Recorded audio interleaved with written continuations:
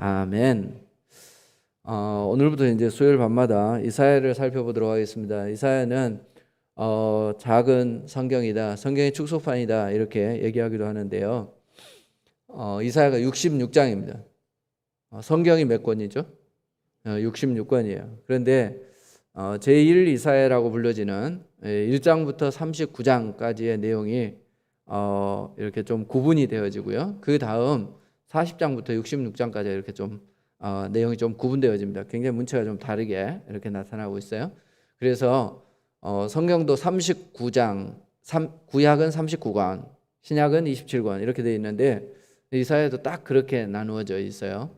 그리고 이사야는 구약을 대표하는 선지자입니다. 그래, 우시야, 요담, 아하스, 히스기야 이제 4대에 걸쳐서 예언을 하는데 그 기간이 굉장히 깁니다. 이제 정확히 몇 년도인가 이렇게 좀 특정하기는 힘들어요. 그런데 BC에 한 780년대, 90년대 이때부터 보기도 하고요. 이제 보통은 이게 이사야 때에 북쪽 이스라엘 멸망을 합니다. 그게 이제 BC 722년이에요. 그것을 전후로 해서, 그리고 남쪽 유다가 침공을 당해요. 711년 이쯤에 침공을 당하는데 이제 그때를 이렇게 전후해서 기록되어져 있어요. 그러니까 우시야 때부터 이제 처음부터 했는 건지 아니면 히스기야까지인데 히스기야가 죽을 때까지 했는 건지 이거 이제 정확히 좀 파악하기는 애매한 이런 상황입니다. 그래 굉장히 긴 기간 동안에 예언을 한 선지자가 이사야 선지자입니다. 근데 이 기간이 실제로 이스라엘이 남쪽 유다에서 예언을 했는데 남쪽 유다가 그렇게 막 어려운 때가 아니에요. 방금 우리가 읽은 것처럼 막 다 망한 것 같은 그런 상황이 아니었어요. 오히려 좀 괜찮은 시기였습니다. 우시야나 요담 이때에는 나라가 영토가 확장되어져 가는 그런 시기였습니다. 이게 좀 괜찮은 시기였는데 멸망을 예언한 그런 선지자였고요. 그리고 이제 이스라엘의 멸망만 예언한 것이 아니라 회복을 예언을 해요. 근데 이 회복을 예언하는 과정에서 메시아 사상이 나옵니다. 그래 이사야에서는 어느 성경보다 메시아에 대해서 잘 예언하고 있어요. 그래서 아하스 왕 때 7장에 보면 메시아에 대해서 예언을 하고요. 그다음에 53장에도 보면 예수님께서 십자가에 달려 돌아가시는, 우리의 죄를 담당하시는 그런 모습이 굉장히 구체적으로 잘 나타나 있습니다. 그래서 다른 어떤 예언서보다 메시아 사상이 잘 드러난 그런 예언서 중에 하나가 이사야서입니다. 그리고 이제 오늘 본문에 보면 1절에 이 이스라엘과 유다에 대한 계시다 이렇게 말씀하는데 실제로는 뒤에 보면 다른 주변국들에 대한 멸망에 대해서도 선포하고 있습니다. 그래서 이사야의 예언 범위가 단순히 이스라엘과 유다뿐만이 아니라 굉장히 광범위한 주변 국가들까지 포함하고 있다 이렇게 볼 수 있고요. 그리고 이사야의 이 글이 이제 보통 박사님들이 논문을 쓰면 그 박사님이 훌륭한 사람인가 안 훌륭한 사람인가 하는 것을 평가하는 기준 중에 하나가 얼마나 많이 인용당했냐 하는 거예요. 그 사람의 글을 다른 사람들이 글을 쓸 때 얼마나 인용했느냐, 이것에 따라서 저 사람이 훌륭하다 그렇지 않다 이렇게 이제 평가하는 기준 중에 하나가 돼요. 중요한 기준이죠. 그런 것처럼 이사야서가 신약에서 굉장히 많이 인용되고 있습니다. 그래서 직접적으로 인용된 건 21회예요. 21번이나 인용되어졌고요. 그리고 그 외에 이렇게 그 말씀을 간접적으로 이렇게 인용한 건 굉장히 많습니다. 그래서 신약의 많은 저자들이 구약의 이사야 선지자의 글을 인용한 것만 봐도 이사야의 이 예언이 얼마나 중요한 위치를 차지하고 있는가 하는 것을 알 수 있습니다. 그러니까 우리가 굉장히 중요한 예언서를 보고 있다 그 말입니다. 알겠죠? 굉장히 중요하구나 뭐 이 정도 그냥 알고 있으면 돼요. 그리고 이제 이게 우리가 주변국들을 좀 이해할 필요가 있어요. 북쪽에 아수르하고 굉장히 연관이 많이 있습니다. 이 아수르에 의해서 북쪽 이스라엘이 멸망을 하잖아요. 근데 그 전에 아수르가 어땠겠습니까? 확장이 됐겠죠. 굉장히 좀 부유해지지 않았겠어요. 부강해졌겠죠. 그 다음에 이제 그들이 남하 정책을 써서 이스라엘을 삼키고요, 남쪽 유다까지 삼키려고 했는데 결국은 그렇지 못하고 바벨론에 멸망해요.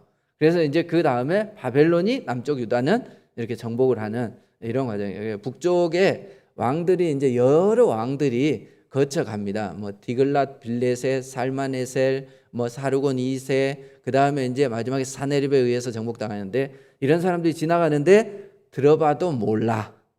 그죠? 들어보셨어요? 안 들어보셨죠? 그러니까 우리가 뭐 이런 건 알 필요 없어요. 뭐 신학자들이나 공부하는 학생들이나 알 필요가 있지, 우리는 몰라도 괜찮아. 근데 이제 이게 왜 중요하냐면 이 우시야부터 시작되어지는데, 우시야 왕 때 말이죠. 영토를 확장해요. 어떻게 해서 확장할 수 있었을까? 북쪽이 좀 시끄러웠어. 자기들이 말이죠, 정복을 하고 확장을 해가려고 하니까 나라가 커지려고 하면 어떤 일이 생겨요? 주변에서 견제하는 나라들이 생겨요. 그럼 그런 견제하는 나라들이 남쪽을 치려 그러면 북쪽 사람들이 쳐들어 내려오고 이러죠. 그러니까 북쪽이 좀 시끄러웠어. 그러니까 남쪽에 관심을 안 가졌던 거야. 그러니까 남쪽이 어때요? 조금 여유가 있을 때 말이죠, 그때 우시야 같은 사람이 정복을 이렇게 하고, 그래서 영토 확장되어지는 이제 이런 배경들이 있어요. 그러니까 우리가 이제 영적으로 보면 그들이 하나님을 잘 섬겼고, 하나님을 잘 섬길 때마다 하나님께서 주신 축복들이 있는데, 그게 뭐냐? 나라가 좀 부강해져요. 하나님을 잘 섬기지 않으면 나라가 힘들어져요. 이게 이제 구약에서는 그게 굉장히 아주 선명하게 잘 드러나 있어요. 그런데 그것이 단순히 이제 하나님을 잘 섬기고 이런 것도 있지만, 그 주변국들을 살펴보면은 그런 상황이었기 때문에 그럴 수 있었구나, 이제 이런 것도 있어요, 사실은. 그래서 이제 물론 우리가 그런 것조차도 하나님께서 이끄셨다 이렇게 보지만, 그래도 이제 그런 것을 이제 조금 알면 좋은데 뭐 알 길이 별로 없습니다. 알 길이 별로 없어서, 그래 하여튼 이렇게 좀 부강해질 때는 아수르가 딴 데 정신 팔리고 있었나 보다, 이제 이렇게 좀 생각하면 되겠어요. 자, 그러면 이 시기적으로 언제냐? 우시야, 요담, 아하스, 히스기야 이렇게 이제 4대에 걸쳐서 이사야가 예언을 했는데, 이때가 다른 선지자들도 예언을 해요. 북쪽에는 호세아, 아모스, 다 성경에 나왔죠. 미가, 이제 이런 사람들이 동시대에 이 이사야와 같이 예언 사역을 감당했던 그런 사람입니다. 근데 이제 이사야를 보고, 이 이사야, 에레미야, 에스겔, 이런 사람들을 보고 대선지자라고 얘기를 해요. 이유가 뭐냐면 그냥 성경 내용이 좀 많아. 기록된 내용이 많아. 그래서 이제 이 내용이 많은 선지자들을 보고 대선지자 이렇게 구분을 하는데, 대표적인 대선지자가 이제 이렇게 예레미야나 이사야, 뭐 에스겔 이런 사람들이에요. 그래 이제 우리가 이 이사야를 살펴보는 것은 굉장히 의미가 있습니다. 근데 사실은 이 예언이 말이죠, 이미 다 끝나버린 거예요. 이루어져 버린 거예요. 그러니까 우리가 이제 이루어진 어떤 역사를 보면서 우리가 교훈을 얻는 것이지, 그리고 뭐 이 예루살렘이나 혹은 북쪽의 에브라임에 대한 어떤 멸망에 대해서 얘기를 하는데, 그게 뭐 우리하고는 별 상관이 없는 거잖아요. 그죠? 그러니까 별 상관이 없다 이렇게 생각하면 아무 상관이 없는 거고요. 그리고 어떤 신앙의 삶을 살아가는 사람들에게 있어서 그들이 어떤 신앙을 사느냐에 따라서 하나님께서 나라까지 움직이신다 하는 것을 보면, 이게 우리하고 아직도 여전히 밀접한 관련이 있는 그런 말씀입니다. 자, 그러면 이제 이 시대를 조금만 우리가 알 필요가 있어요. 그래서 역대하를 한번 보겠습니다. 우시야 왕부터 한번 볼 테니까 빠르게 성경을 넘겨가면서 보겠습니다. 우시야를 보겠습니다. 역대하 26장을 보겠습니다. 앞에 보면 열왕기 상하, 뒤에 보면 역대하가 있어요. 자, 역대하 26장. 위에 이제 보통 요즘 성경에 제목이 다 붙어 있어. 누구 이야기예요? 유다 왕 우시야 일이 적어져 있습니까? 안 적어진 성경도 있어요. 뭐 안 좋은 성경 아니에요. 그냥 그렇게 적어진 성경이 있어요. 우시야 얘기가 있어요. 자, 보겠습니다. 빠르게 볼 테니까 한번 따라오세요. 26장 1절에 보면 몇 살의 왕이 됐어요? 16세의 왕이 되어졌어요. 몇 년간 했냐? 3절 중반쯤에 보면 52년간 다스렸어요. 그러니까 굉장히 오랫동안 나라를 다스린 사람이 우시야입니다. 그런데 마지막 한 10년 정도는 이 사람이 나병 환자가 되어져요. 그래서 왕의 묘실에 묻히지도 못한 사람이에요. 그러니까 최후는 불행했어요. 그런데 이 사람에 대한 평가가 뭐냐? 5절을 봐보세요. 4절부터 보세요. 우시야 그의 아버지 아마시아의 모든 행위대로 여호와 보시기에 정직하게 행하며, 이건 좋다는 뜻이에요. 하나님의 묵시를 밝게 하는 스가랴 선지자가 사는 날에 하나님을 찾았고 그가 여호와를 찾을 동안에는 하나님이 형통하게 하셨더라. 그러니까 이 사람 대체적으로 좋은 왕이에요, 나쁜 왕이에요? 좋은 왕 측에 속한 사람이에요. 자, 이때에 나라가 확장되어졌다라고 얘기했죠. 7절을 보세요. 하나님이 그를 도우사 블레셋 사람들과 구르바알에 거주하는 아라비아 사람들과 마온 사람들을 치게 하시고 암몬 사람들에게 조공을 받았다. 이렇게 되어 있습니다. 그래서 우시아가 매우 강성하여 이름이 애굽 변방까지 퍼졌더라. 그러니까 나라가 어떤 상태? 굉장히 부강한 상태. 왕도 괜찮고 나라도 부강했던 때가 어느 때라고요? 우시아 왕 때요. 그리고 이 사람이 치세를 아주 잘했어요. 9절에 봐보세요. 예루살렘에서 성 모퉁이 문과 골짜기 문, 이게 어떤 문인지 우리는 몰라. 그런데 어때요? 성을 이 사람이 보강했다는 얘기예요. 나라를 튼튼하게 한 것이죠. 그리고 광야에 망대를 세우고 물 웅덩이를 많이 팠어요. 물 웅덩이를 왜 팠느냐? 유다 땅에는 말이죠. 이 물이 많이 없어요. 그러니까 물 웅덩이를 만들어서 우기가 되면 그 물 웅덩이에 물을 받아. 그래가지고 진흙 같은 걸로 이렇게 이제 물이 안 빠지도록 딱 웅덩이를 만들어놔. 그럼 그게 썩겠어요, 안 썩겠어요? 물 웅덩이에 물을 받아 넣으면 썩어요, 안 썩어요? 썩어요. 그러니까 안 썩도록 하려면 어떻게 해야 될까요? 덮어 놓으면 돼요. 그래서 그게 햇볕이 들어가지 않도록 덮어 놓는 거예요. 이런 물 웅덩이를 많이 만들었어요. 그러니까 이 사람이 똑똑한 사람이에요. 우리나라로 치자면 세종대왕처럼 말이죠. 아주 치세를 잘한 그런 사람 중에 한 사람이 우시아예요. 그래 이제 농부와 포도원 다스리는 것을 두었고요. 11절 좀 앞에 10절 후반절에 보면 농사를 좋아했다 이렇게 얘기합니다. 그리고 이제 11절에 보면 또 싸우는 군사가 있으니 서기관 여이엘과 병영장 마하세야. 그러니까 이때 조직을 만든 거예요. 군 조직 이런 것들을 만들었고요. 그래서 12절에 보면 족장의 총수가 2,600명. 그리고 13절에 보면 군대가 30만 7,500명이에요. 남쪽 유다는 좀 작아요. 북쪽 이스라엘로 10지파가 가버렸어요. 2지파밖에 안 돼요. 근데 전체 이스라엘 백성들이 출애굽할 때 몇 명 나왔어요? 60만 명이 나왔어요. 그게 이제 거의 군대의 수예요. 그런데 절반 정도가 남쪽에 있다. 이건 굉장히 많다는 얘기예요.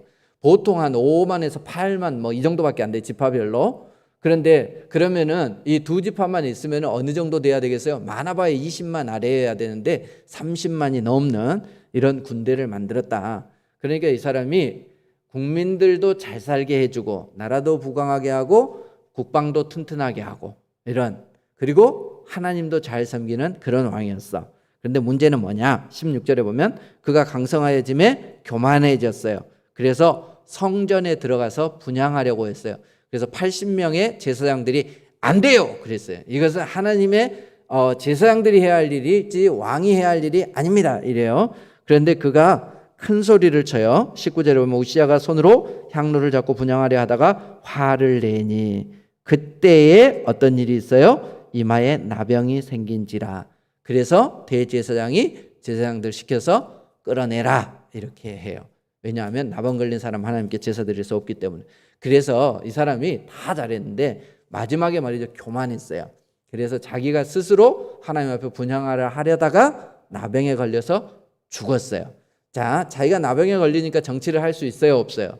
없어요. 그러니까 자기 아들을 세워요. 그 애가 요담이에요. 그래서 이제 뒤에서 정치를 하는 거야. 실제로는 우시아가 정치를 하지만 요담이 이제 이렇게 앞에 보이는 그런 걸 보고 무슨 정치라 그래요? 그런 거 했었어요. 알겠죠?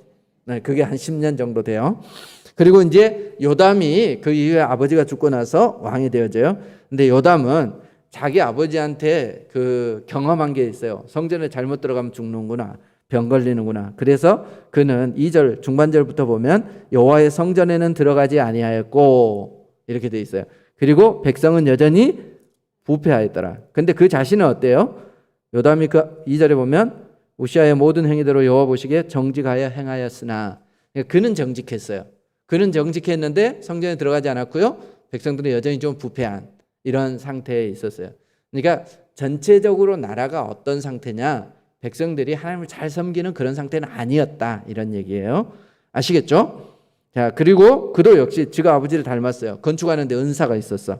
그래서 3절에 보면 여호와의 전 윗문을 건축하고, 전을 건축하죠. 그리고 오벨 성벽을 증축을 하고요. 그리고 유다산 중에 성읍들을 건축하고요. 진영과 망대를 건축하고요. 그리고 군사력도 있었어요. 5절에 보면 암몬 자손의 왕과 더불어 싸워 이겼어요. 그래서 은 100달란트, 밀 얼마 이런 걸 바치게, 공물을 바치게 했어요. 그리고 6절에 보면 그에 대한 일반적인 평가예요. 요담이 그의 하나님 여호와 앞에서 바른 길을 걸었으므로 점점 강하여졌더라. 그러니까 우시야 요담은 대체적으로 하나님 앞에서 어떤 왕이에요? 괜찮은 왕이에요. 이제 마지막에 우시야는 조금 잘못하긴 했지만, 자, 그리고 아하스가 28장에 나와요. 우시야 요담 아하스. 자, 이 사람 좋은 왕일 것 같아요? 안 좋은 왕일 것 같아요? 사람이 이쯤 되면은 이제 좀 안 좋은 사람이 나올 때가 됐어. 그쵸? 아하스는 좀 안 좋은 왕이에요. 얘는 좀 질이 나빠요. 북쪽 이 아하스 왕 때 어떤 일이 있었냐면, 이제 북쪽 이스라엘의 베가와 아람 왕 르신이 연합국을 형성을 해요. 그래서 남쪽 유다를 치러 와요. 그러니까 사실은 이제 우리가 힘을 합쳐서 아수르 한번 물리쳐 볼까? 이런 것으로 접근을 한 거지. 그런데 얘는 친아수르 정책을 써요. 대부분이 반아수르 정책을 썼어요. 히스기야 같은 경우는 반아수르 정책을 치다가 크게 당할 뻔했어요. 그랬는데 어쨌든 친아수르 정책을 써요. 그러다가 말이죠. 그러다 보니까 이 베가와 르신이 왔을 때에 아수르 왕을 찾아가. 그래 도와달라 이래요. 걔가 와서 도와줘요. 근데 이 이스라엘을 물리치기는 하는데 얘가 그냥 물리쳐주고 가겠어요? 안 가겠죠. 예를 들어 한번 생각해 보세요. 우리가 먼저 북한하고 싸우고 있는데 미국이 와서 도와줬어요. 걔들이 우리 도와주면 그냥 도와줘요? 전쟁을 왜 해주겠어요? 걔네들이 우리한테 전쟁 무기 다 팔고 말이죠. 군사들 보내고 나면 군사들 월급 다 받아가지고 말이죠. 그리 하는 거예요. 그러니까 전쟁을 치르고 나면 도와주고 난 나라가 훨씬 이익을 보는 거예요. 좀 안 된 얘기로 우리나라가 월남전 가고 나서 잘 살게 됐다 이런 얘기가 있잖아요. 전혀 모르는 표정이신데 그런 거예요. 그러니까 이때에도 이 아수르가 그랬다니까. 얘들이 와가지고 말이죠. 이스라엘만 쫓아내준 게 아니라 남쪽 유다에도 너희들이 앞으로 조공을 바쳐라 이랬어. 그러니까 사실은 아수르의 도움을 받은 것 같지만 오히려 이때 아수르에게 잡히는 꼴이 되어진 그 왕이 누구냐? 아하스예요. 그러니까 이제 얘가 하나님을 제대로 안 섬겼어. 보면 얘가 왕이 된 게 28장 1절에 보면 20세예요. 그리고 16년 동안 다스려요. 그런데 그의 조상 다윗과 같이 아니하여 여호와 보시기에 정직하게 행하지 아니하고, 이제 그가 잘못한 얘기를 2절에 해요. 이스라엘 왕들의 길로 행하여. 이스라엘 왕들은 다 나쁜 왕이에요. 바알들의 우상을 부어 만들고 바알 신을 섬겼어요. 그리고 흰놈의 아들 골짜기에서 분향하고. 흰놈의 아들 골짜기는 여기가 연기 나는 곳이에요. 쓰레기 이렇게 태우는 곳인데 여기가 왜 그렇게 되어졌냐면 이 제사를 드리는데 인신 제사를 드리는 곳이었어요. 그러니까 아주 나쁜 이 우상을 섬겼던 왕 중에 하나가 누구예요? 아하스. 아하스는 아주 나쁜 왕이다. 그렇게 우리가 기억하면 되겠습니다. 자, 그래서 하나님께서 부강하게 했을까요? 망하게 했을까요?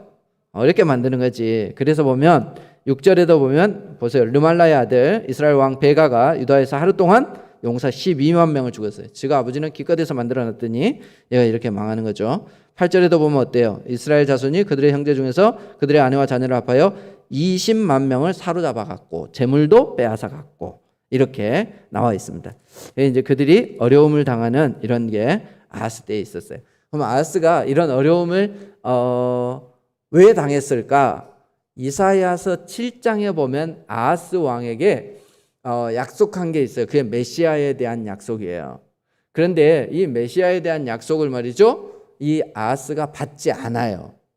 징조를 구하라 그래도 말이죠, 징조를 구하지도 않잖아. 그러니까 이사야가 어때요? 답답해서 자기가 징조를 알려주는 게 처녀가 잉태하여 아들을 낳을 것이다 이렇게 얘기해요. 그래서 처녀 잉태에 대한, 동정녀 잉태에 대한 그 메시아 예언이 나온 것이 7장이에요. 그때가 언제? 아하스 왕 때예요. 그러니까 이렇게 그 르신이나 베가에 대해서 부지깽이 같다 이렇게 표현해요. 그리고 하나님께서 결국은 에브라임을 멸망시켜서 다시 일어나지 않게 하겠다 이렇게 약속해 줬는데도 얘가 아수르를 의지하는 거예요. 그래서 결국은 어려움을 당하는 거죠.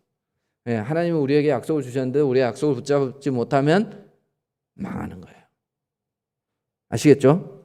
좀 안 좋은 왕의 대표예요. 이제 이사야가 예언할 동안에 그랬습니다. 그리고 이제 또 나쁜 짓을 해요. 봐보세요. 24절을 봐보세요. 아하스가 하나님 전의 기구들을 모아 하나님 전의 기구들을 부수고 또 여호와의 전 문들을 닫고 예루살렘 구석마다 제단을 쌓고 다른 신에게 분향을 해요. 이거 어디에서 가져왔냐? 블레셋에서 가져와. 거기에 있는 제단을 본떠 가지고 말이죠. 그대로 여호와의 전은 파괴시키고 그리고 블레셋의 이 이방 제단은 가져와서 만들고 거기에서 분향하는 아주 희한한 못된 왕이 아하스예요. 자, 그리고 이제 그 다음에 나오는 왕이 있는데 히스기야예요. 히스기야는 좋을까요, 나쁠까요? 좋은 왕 할까요, 나쁜 왕 할까요? 우리가 한다고 되는 건 아니지만 히스기야 왕은 남쪽 유다의 왕 중에 가장 어떤 의미에서 감성적으로 하나님을 사랑하는 왕이에요. 하나님을 아주 사랑하는 왕. 그가 바로 이 히스기야 왕입니다. 몇 안 되는 훌륭한 왕입니다. 이제 그도 뭐 실수는 많이 합니다만 어쨌든 히스기야는 하나님을 잘 섬기는 그가 이제 뒤에 보면 이제 그런 내용들이 나와요. 뭐 히스기야는 여러분이 잘 들어서 아시겠지만 히스기야는 자기가 그 왕이 되자마자 말이죠 성전을 정결케 해요. 성전을 정결케 한다는 건 뭘 의미하는 거겠습니까? 자기 아버지가 말이죠 훼손시켜 놓은 성전을 다시 회복시키고 말이죠 거기에서 제사장을 바로 세우고 레위인들이 먹고 살 수 있도록 11조를 하게 만들고요. 그래서 그것을 잘 관리하게 하고요. 그 관리를 만들어요. 그리고요. 유월절을 제대로 못 지켰어요. 구약에 우리가 볼 때 이스라엘이 회복되는 것과 동시에 일어나는 일 중에 하나가 있는데 유월절이에요. 유월절이 회복되어졌다. 그럼 그들의 신앙이 회복되어졌다. 우리가 그렇게 볼 수 있어요. 그래. 그 유월절을 회복시킨 왕 중에 하나가 누구냐? 히스기야. 그 전엔 유월절 잘 안 지켰다는 얘기예요. 근데 이제 유월절을 잘 지키고, 그리고 이제 그가 중간에 교만해서 말이죠 병들고 막 침략하고 막 이런 일들이 있죠. 그래서 이제 병들어 죽게 되어졌는데 기도했을 때 하나님이 15년 동안 생명을 연장시켜 준 일도 있고, 그리고 뭐 적들이 쳐들어왔을 때 하나님께 말이죠 기도했더니 하나님께서 그들을 특별한 방법으로 물리쳐 주시죠. 그래서 그들이 돌아가게 하는 이런 일들도 있습니다. 어쨌든 히스기야 왕은 하나님을 잘 섬기는 그런 왕이에요. 자, 그러니까 이사야가 언제부터 예언을 했느냐? 우시야 때부터예요. 이사야가 소명을 받은 것은 언제냐? 6장에 보면 우시야 왕이 죽던 해에 이렇게 되어 있습니다. 그러니까 우시야 왕이 죽던 해에 그가 환상을 봅니다. 어떤 환상을 보냐? 이 자기의 혀를 이 스랍들이 말이죠. 천국의 이렇게 제단이라고 볼 수 있죠. 거기에서 숯불을 가지고 와서 자기의 혀를 이렇게 정결케 하는 그런 환상을 보고 이 천사들이 말이죠 날개를 이렇게 치면서 하나님의 얼굴을 가리고 있는 하늘 보좌를 보는 이런 그런 어떤 소명, 하나님께서 자기를 부르는 그 경험을 한 게 우시야 왕 때예요. 그러니까 이제 그때부터 사실은 이사야가 예언하기 시작했던 겁니다. 그때는 좀 잘 살았다고요? 못 살았다고요? 좀 괜찮은 때였어. 괜찮은 때였는데 그때부터 이제 이 이사야가 예언을 했는데, 자, 그럼 한번 보겠습니다. 오늘 이제 본문을 한번 보겠습니다. 자, 여기에서 보면 계시라 이렇게 되어 있는데 이 계시라는 말은 환상이라는 뜻입니다. 그러니까 그가 하늘에 환상을 본 겁니다. 하나님께서 환상을 보여주신 것이죠. 근데 그 환상의 장면이 2절부터 이렇게 쭉 나와 있어요. 방금 우리가 읽은 2절부터 9절까지는 말이죠. 어떤 환상이냐면 꼭 이런 장면이에요. 재판정이 있어요. 성경에는 종종 법정이 잘 등장합니다. 이 법정이 나오는 것은 뭐 때문에 법정이 나오겠어요? 심판하기 위해서 나오는 거예요. 뭔가 이제 판결할 일이 있으니까 나오겠죠. 그럼 보통 법정에 어떤 사람이 섰어요. 상 주려고 법정에서 재판을 해요? 아니면 벌 주려고 해요? 벌 주려고 하는 거죠. 상 주는 데가 아니에요. 법정은 벌 주는 데예요. 그러니까 법정이 등장했다. 그럼 우리가 긴장해야 돼요. 이게 뭐 잘못했구나. 우리가 이거 이제 상상할 수 있는 거죠. 그런 환상을 보았어요. 그런데 고발을 해요. 누가 고발을 하느냐? 하나님이 고소인이에요. 그럼 누가 고발당하느냐? 이스라엘 백성들, 유다 백성들이 피고소인이에요. 걔들이 말이죠, 뭘 잘못을 한 거야. 그래서 하나님께서 고발을 하는 장면이 나옵니다. 자, 2절부터 보겠습니다. 하늘이여 들으라, 땅이여 귀를 기울이라. 자, 증인을 세워요. 누구를 세워요? 하늘과 땅을 증인으로 세워요. 스케일이 장난이 아니죠. 보통 그냥 증인은 뭐 방청객들 이 정도인데 하늘과 땅을 하나님께서 증인으로 딱 세우는 것입니다. 너희들이 보아서 다 알지 않느냐, 이제 이런 거겠죠. 하늘도 땅도 속일 수 없는 죄악을 이스라엘 백성들이 저질렀다 하는 것을 알 수 있는데, 여호와께서 말씀하시기를 내가 자식을 양육하였거늘 그들이 나를 거역하였도다. 이게 핵심 내용이에요. 고발하는 내용이 뭐예요? 내가 자식들을 키웠는데 자식들이 나를 거역했다. 자, 여기에서 우리가 전제되는 걸 알 필요가 있습니다. 뭘 하나님이 전제하고 있습니까? 하나님과 이스라엘 관계를 어떤 관계로 보고 있어요? 부자 관계로 보고 있어요. 아버지와 자식 관계로 보고 있어요. 그런데 그들이 지금 어떤 상태인데요?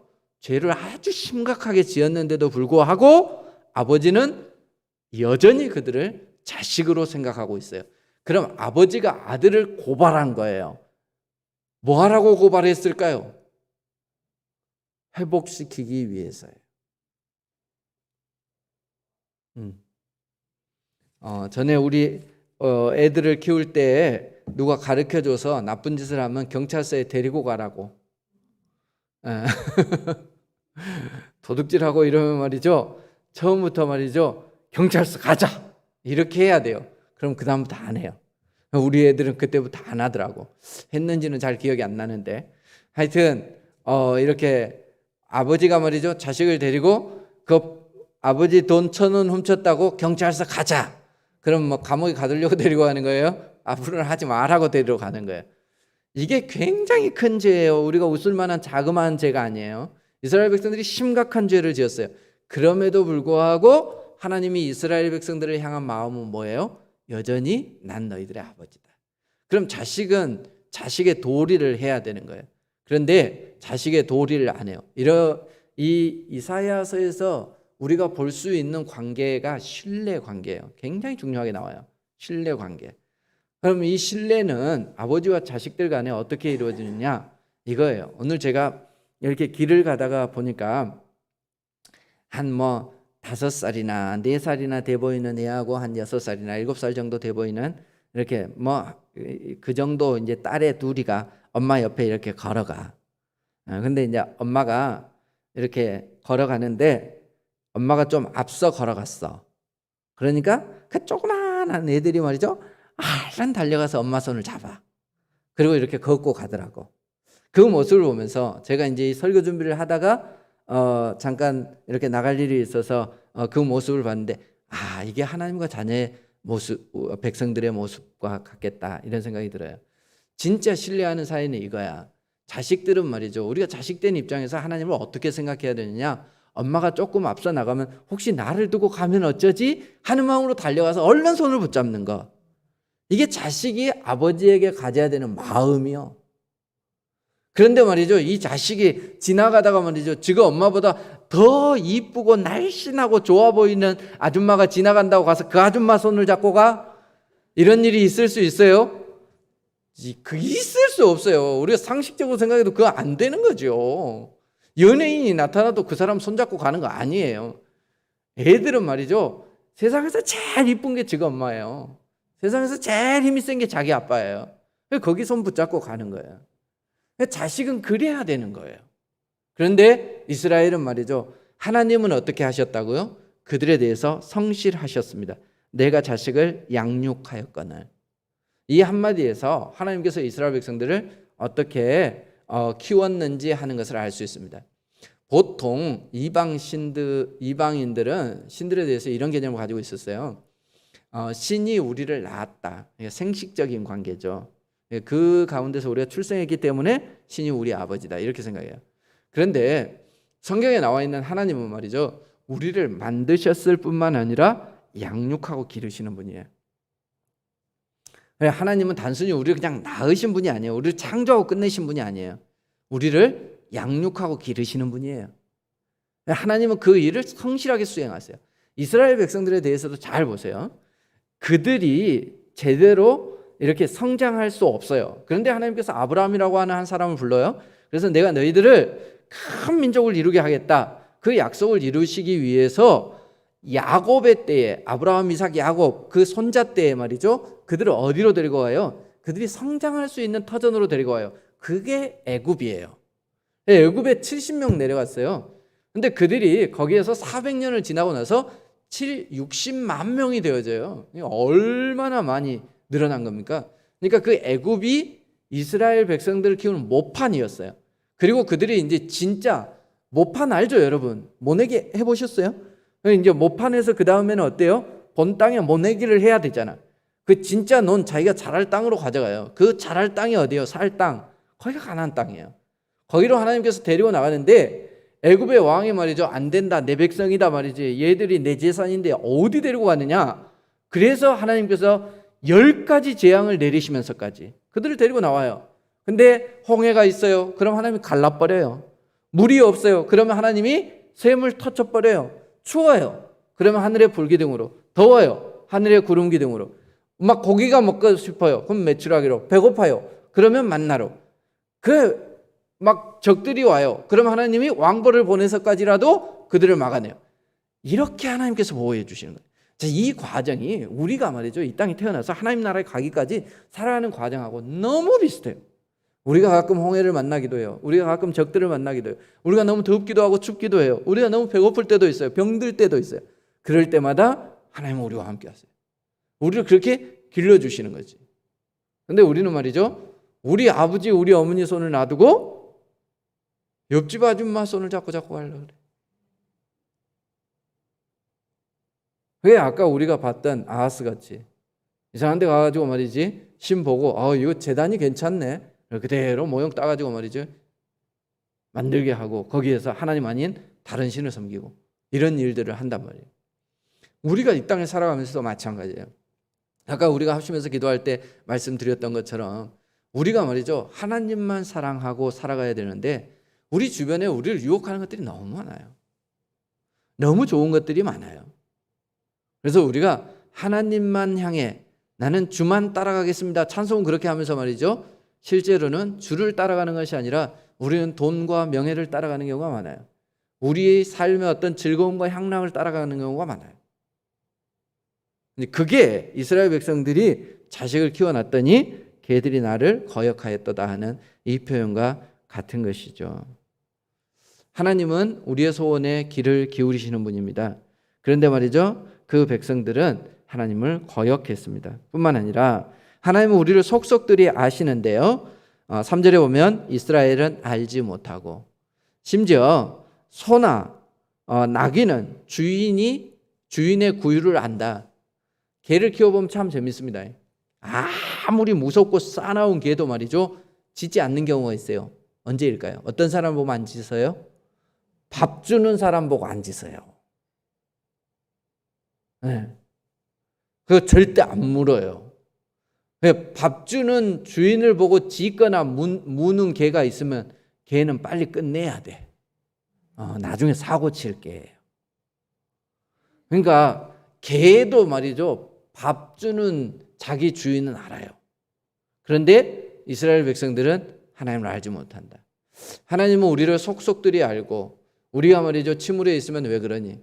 사실 부모는 이게 잘 안 돼요. 제가 이제 딸이 셋인데 이 셋을 키워보면서 느끼는 건데, 어떤 애는 관심을 가져줘야 좋아라 해. 근데 어떤 애는 관심을 가져주면 싫어라 해. 오늘 기분이 나빠. 그러면 모른 채 해야 되는 딸이 있고, 왜 그래? 하고 물어봐야 되는 딸이 있어. 알겠죠? 이게 어려워요. 그러니까 내 속에서 났는데도 모르겠어요. 근데 더 어려운 건 뭐냐면, 어떤 때는 물어봐 주니까 싫어해놓고 어떤 때는 또 안 물어봐 줬다고 뭐라 해. 이게 어려워요. 그런데 하나님은 그렇지 않아요. 하나님은 우리를 속속들이 알고 계세요. 그런데 그 백성들은 하나님을 알지 못해요. 주인을 알지 못하는 거죠. 그래서 다른 주인을 섬기는 거죠. 여기서 신뢰관계가 깨지는 겁니다. 그래서 이스라엘 백성들이 지금 왜 하나님과의 관계가 멀어졌고 왜 이사야가 자기 백성들을 향해서 말이죠 멸망을 예언하는 거예요? 그것은 그들과 하나님 사이의 신뢰 관계가 깨어졌기 때문에 그렇습니다. 그들이 하나님을 거역하고 하나님을 알지 못하기 때문에 그런 일들이 있는 거죠. 같은 표현들이 나와요. 거역하였도다, 알지 못하고 깨닫지 못하는도다. 이런 표현들이 계속 나옵니다. 자, 그리고 이제 4절부터 보면 그 백성들의 상태가 나옵니다. 범죄한 나라요, 허물진 백성이요, 행악의 종자요, 행위가 부패한 자식이로다. 이렇게 4번에 걸쳐서 그들의 상태가 이렇게 나옵니다. 그런데 이 범죄한 나라요, 이 표현은 말이죠, 죄로부터 시작해서 죄로부터 끝난다, 이거예요. 그러니까 그들의 그 상태 자체가 죄로 시작해서 죄로 끝나는 이런 범죄한 나라라는 겁니다. 지속적인 죄를 짓는다는 거죠. 허물진 백성이요, 이것은 그 허물이 켜켜이 쌓인다는 뜻이에요. 그 무게가 계속 무거워진다, 이런 뜻이에요. 그러니까 그 죄가 어때요? 계속해서 쌓인다, 이런 표현이고요. 행악의 종자요, 이건 퍼뜨린다. 종자는 뭐예요? 씨앗이잖아요. 퍼뜨리는 것을 말해요. 그러니까 그들이 죄를 계속해서 자기들만 짓는 게 아니라 퍼뜨려요. 죄는 전염성이 있어요. 다른 사람들이 같이 죄를 짓는 거예요. 자, 그리고 행위가 부패한 자식이로다. 네, 꼭 이 행위가 부패했다라고 하는 것은 처음부터 썩어버린 것 같은 이런 거. 그러니까 완전히 죄를 위해서 태어난 것 같은 그런 삶을 사는 이런 모습들을 말해요. 그러니까 한마디로 완전히 부패해버렸다, 이렇게 표현하고 있습니다. 이게 이제 하나님이 고발한 이스라엘 백성들의 내용입니다. 그 상태입니다. 자, 그러면서 하나님께서 말이죠, 침통히 여기시면서 하시는 말씀이 있어요. 너희가 어찌하여 매를 더 맞으려고 패역을 거듭하느냐. 온 머리는 병들었고 마음은 피곤하고 발바닥에서 머리까지 성한 것이 없이 상한 것과 터진 것과 새로 맞은 흔적뿐이거늘 그것을 짜며 싸매며 기름으로 부드럽게 함을 받지 못하였도다. 그들의 상태가 어떠하냐? 온통 망이다. 온 머리는 병들고 온 마음은 피곤하고 발바닥부터 머리까지 상했고, 그러니까 그냥 몸도 마음도 다 상했다는 얘기예요. 그런데 문제는 뭐냐? 기름 발라줄 사람이 없다는 겁니다. 치료해줄 그런 존재가 없다는 거죠. 그러니까 아주 힘든 그런 상황에 처해 있습니다. 자, 그럼 이제 여기에서 우리가 생각해야 돼요. 자, 그럼 치료해줄 사람이 없어요. 누가 치료해주면 되겠어요? 누가 치료해주면 되겠어요? 그 백성이 아파요. 자식이 아파요. 누가 치료해주면 되겠어요? 하나님께서 치료해주시면 되겠죠. 그래서 자, 이제 심심할까봐 뒤로 한번 넘기겠습니다. 이사야 53장을 한번 보세요. 53장 5절을 한번 보세요. 우리가 잘 알고 있는 구절인데요.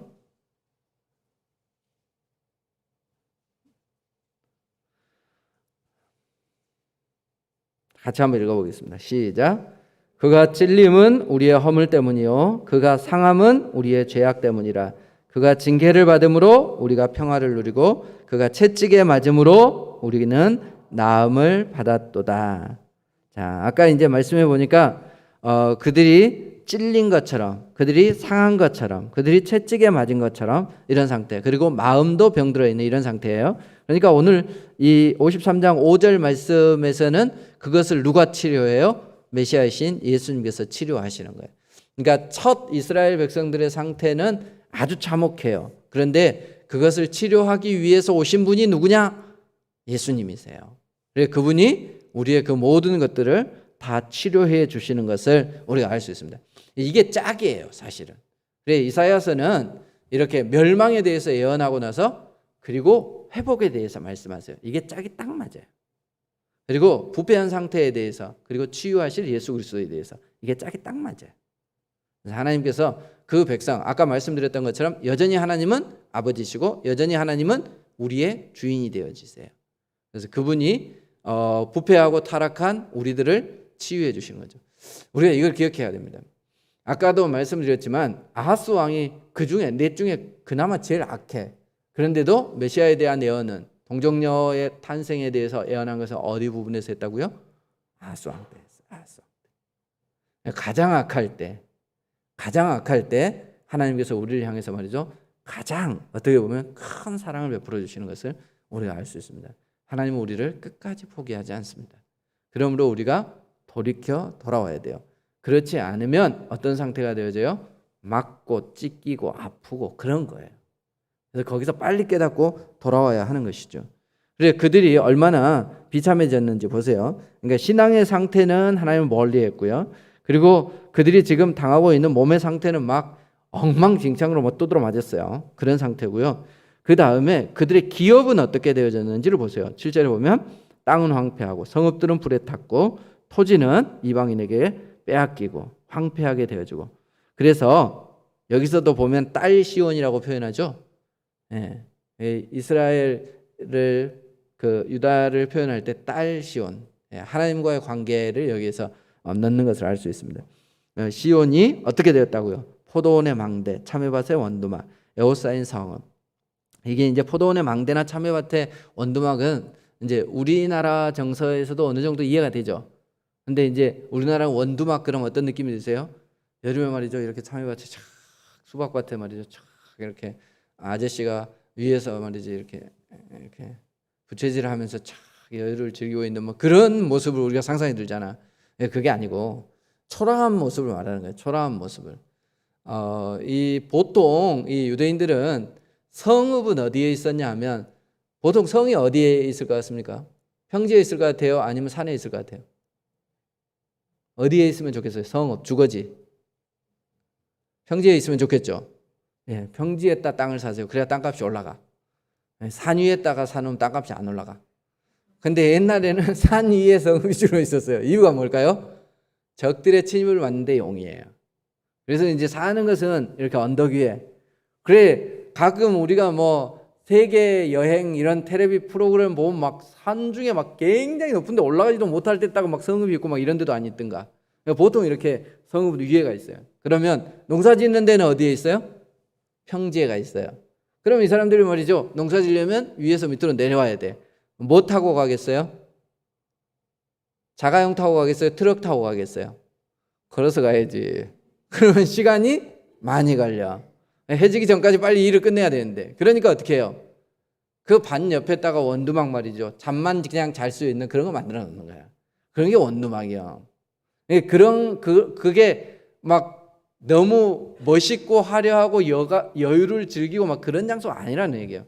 초라한 곳이라는 얘기예요. 남쪽 유다의 상태가 지금 이렇게 되어졌다는 얘기입니다.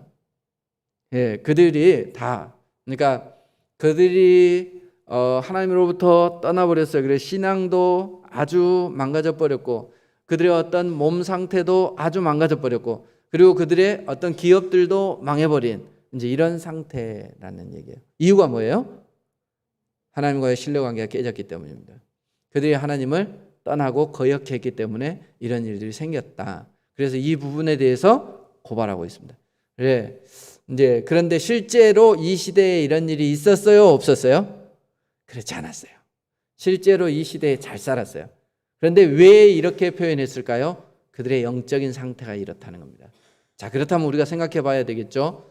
지금 현대를 살아가는 우리가 볼 때에는 좋은 아파트에서 살고 좋은 자가용 몰고 다니고 여전히 수입도 좋고 잘 먹고 잘 살아요. 그런데 하나님이 보실 때는 너희가 소돔과 고모라 같구나 이렇게 말씀하실 수 있어요. 이사야 때 그랬습니다. 자, 그런데 감사할 일은 뭐냐면 앞서도 말씀드렸던 것처럼 딸 시온 그리고 아들이라고 표현하고 있고요. 그리고 마지막 절을 우리가 읽었던 9절 마지막 절을 보세요. 만군의 여호와께서 우리를 위하여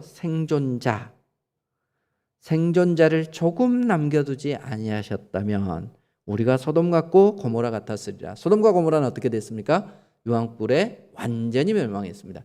그런데 하나님께서 생존자를 남겨두셨어요. 이게 이제 예언서에서는 막 그루터기 이런 식으로 표현되어 있어요. 그러니까 하나님이 그루터기를 남겨두셨어요. 남겨둔 사람들이 있어. 엘리야 때에도 그랬죠. 바알에게 무릎 꿇지 않는 7천 남겨두셨어요. 이럴 때에도 마찬가지예요. 이스라엘 백성들이 멸망할 때에도 하나님께서 남겨두신 분들이 있었어요.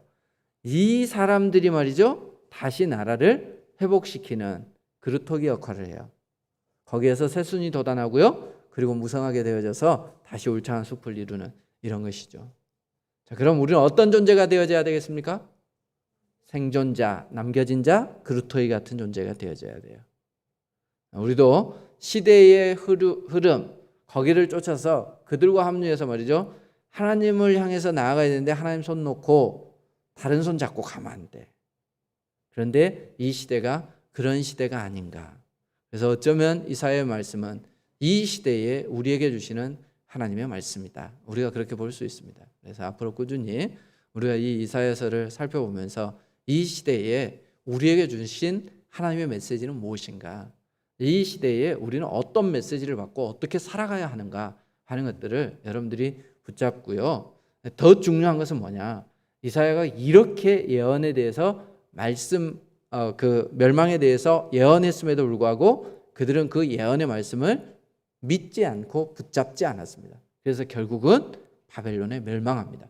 북쪽 이스라엘을 통해서 교훈합니다. 북쪽 이스라엘이 아수르에 멸망할 때 그들이 보고 깨달았어야 했어요. 그래, 그 아수르가 남쪽 유다를 침공했을 때 하나님이 그들을 위기에서 모면할 수 있도록 해주셨어요. 그런데 그들은 거기에서 회개하지 않고 돌아서지 않아서 결국 이스라엘의 간 길로 똑같이 갑니다. 그래서 결국 그들은 바벨론에 의해서 멸망당하는 것을 우리가 볼 수 있어요. 하나님이 때때로 우리에게 여러 가지 환경들을 통해서 교훈하시고요, 직접적으로 하나님의 말씀을 통해서 우리에게 증거하십니다. 이 말씀을 우리가 붙잡을 때 우리가 살아날 수 있지만 그것을 무시할 때 우리는 그들과 함께 똑같은 멸망의 길, 소돔과 고모라의 길을 갈 수밖에 없습니다. 여기에 있는 우리 모두는 생존자, 그루터기가 되어져서 다 망하더라도 그 가운데 살아남을 수 있는 믿음의 그런 일꾼들이 다 되어지시기를 바랍니다. 기도하겠습니다. 고마우신 우리 하나님 감사합니다. 하나님께서 참 어리석은 저희들, 죄악에 물들어서 거기에서 헤어나오지 못하는 어리석은 저희들을 하나님께서 깨닫게 하여 주시고 말씀으로 교훈하여 주심으로 그 가운데 벗어나 참 진리가 무엇이며 우리에게 참 생명의 길이 무엇인지 깨닫게 해 주시니 감사를 드립니다. 하나님, 우리가 세상의 교훈 그것을 따르지 아니하고 오직 복음의 말씀을 따라갈 수 있는 저희들 될 수 있도록 도와주옵소서. 우리가 죄악 가운데 있을 때 타락하고 그리고 죽음으로 향해서 달려갈 때 하나님께서 우리에게 말씀하여 주시고 우리에게 선지자를 보내어 주시옵소서. 그리고 우리가 그 말씀을 들을 때에 깨달을 수 있도록 해주시고 돌이킬 수 있는 용기를 허락하여 주옵소서. 그래서 죄악으로 마무리 되어져 버리고 멸망으로 끝나버리는 것이 아니라 하나님께서 주시는 기회를 우리가 붙잡아 회복의 역사를 경험할 수 있도록 도와주옵소서. 한국교회가 얼마나 많이 부패하고 있는지요. 하나님이 이러한 시대에 우리 광해교회가 하나님의 말씀 위에 바로 서 있는 진리의 수호자가 될 수 있도록 도와주옵소서. 예수님 이름으로 기도하옵나이다.